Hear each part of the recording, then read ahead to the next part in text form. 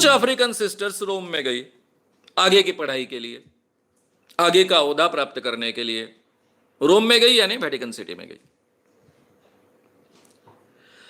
वहां पर जो भी प्रीस्ट होते हैं, सेमिनरीज होते हैं, यानी इसी क्षेत्र में काम करने वाले धार्मिक लोग होते हैं, उनको उनकी हेल्प मांगी उन्होंने, क्योंकि उनको आगे की पढ़ाई पूरी करनी थी। और इस एवज में उन्होंने जो हेल्प मांगी, उसके एवज में उनको अपना शरीर उनको सौंपना पड़ा।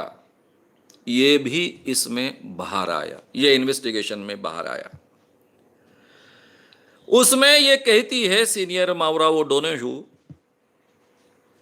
प्रीस्ट लोगों ने नन्स को हरासमेंट करना और उनका रेप करना, ये बहुत कॉमन बात बन चुकी है। अब ये मैं नहीं कह रहा हूं, चर्च की ओर से जिन्होंने इन्वेस्टिगेशन किया उनका ही ये कहना है, इतना आप कृपया समझ लीजिए। उसके बाद में क्या हुआ? हालांकि ये रिपोर्ट आप लोगों तक, मेरे तक कैसे आ पहुंचे? ये रिपोर्ट चर्च को सौंपनी थी, पब्लिक के लिए रिपोर्ट नहीं थी। ऐसी अवस्था में भी ये रिपोर्ट पब्लिक हो गई क्योंकि वहां के एक पत्रकार, यूएस नेशनल कैथोलिक रिपोर्टर जो है, उस रिपोर्टर ने, यूनाइटेड स्टेट्स के नेशनल कैथोलिक रिपोर्टर ने 2001 में ये निष्कर्ष और ये रिपोर्ट ऑनलाइन डाल दी। और वो ऑनलाइन डालने के कारण सबको पता चल गया कि इस ढंग से शोषण यहां पर होता है, बड़े पैमाने पर शोषण होता है। मित्रों, और आगे की बात, सिस्टर पाओला मोंगी, इन्होंने 16 अफ्रीकन देशों का इन्वेस्टिगेशन किया, यानी उन देशों में जो कैथोलिक चर्चेस है उनका इन्वेस्टिगेशन किया। उन्होंने उनमें पाया कि काफी सिस्टर्स को इस ढंग से एक्सप्लॉइट किया जाता है। और उन्होंने अपने इन्वेस्टिगेशन में यह भी बात कही कि काफी सिस्टर्स खुद ओब्लाइज करती है प्रीस्ट को। जब उनकी बात उनके साथ हो रही थी, नन्स के साथ में, तब काफी नन्स ने कहा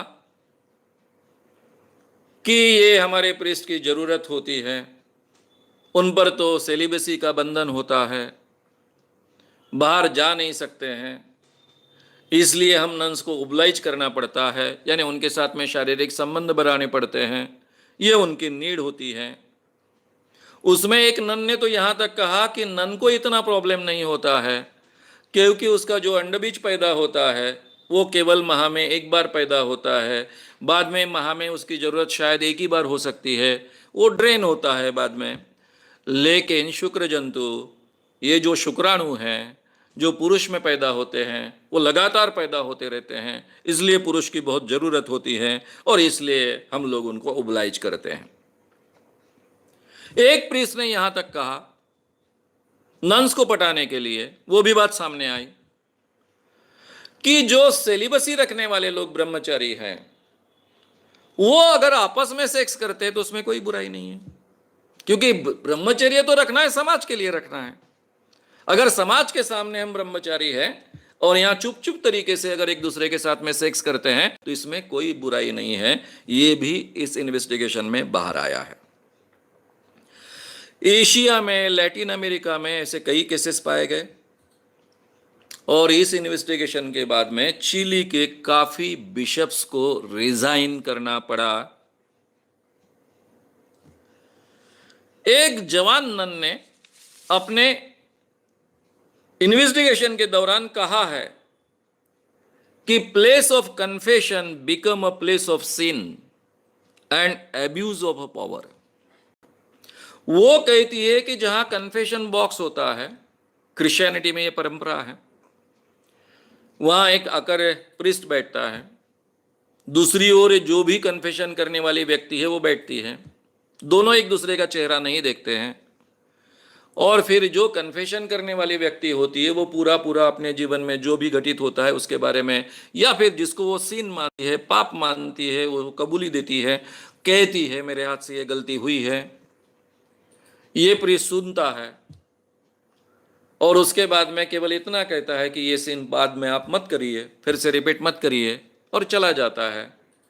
ये कन्फेशन की एक परंपरा है, बहुत अच्छी परंपरा है कि इंसान के हाथ से गलती हुई है, वो सुधारना चाहता है, इसलिए एक बार वो किसी के सामने, एक पादरी के सामने, एक प्रीस्ट के सामने, एक फादर के सामने कबूल करती है और उसके बाद में वो दोहराती नहीं है अपनी ज़िंदगी में वो व्यक्ति। ये बहुत अच्छी बात है। इससे आदमी पाप मुक्त हो सकता है, फिर से वो पाप नहीं करेगा, उस ढंग का सीन नहीं करेगा, ये उसके जीवन में हो सकता है। साइकोलॉजिकली ये बहुत अच्छी चीज़ है। लेकिन ये फादर्स लोग, ये प्रीस्ट लोग इसका फायदा उठाते हैं। जब कोई नन कन्फेशन करती है, और खासकर वो सेक्सुअल अगर कन्फेशन होगा, या फिर मेरे मन में भाव आते हैं, पुरुष के बारे में मेरे मन में इच्छा पैदा होती है, किसी का मुझे सहवास चाहिए ऐसा मुझे लगता है, ये तो डेलिबरेटली पाप, यानी ये तो पाप माना जाता है। ऐसा मन में आना भी पाप माना जाता है जब सेलिबेसी रखते हैं, ब्रह्मचर्य रखते हैं तब।